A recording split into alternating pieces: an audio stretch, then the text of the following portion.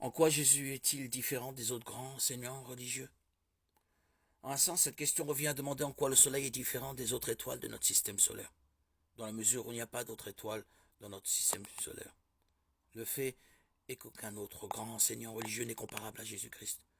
Tous les autres sont vivants ou morts, tandis que Jésus-Christ était mort et est revenu à la vie.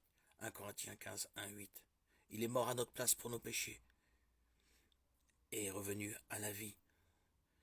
Apocalypse 1, 17, 18 proclame qu'il vit éternellement. Personne d'autre n'a jamais affirmé cela.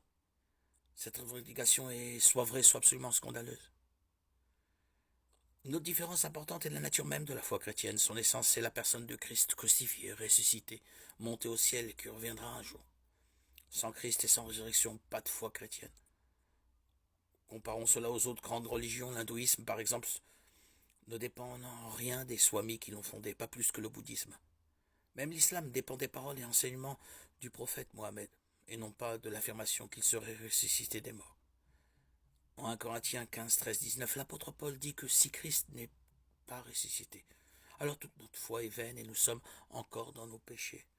La foi chrétienne est fondée uniquement sur la vérité de la résurrection de Jésus-Christ. S'il n'est pas ressuscité dans le temps et dans l'espace, alors toute notre foi s'effondre.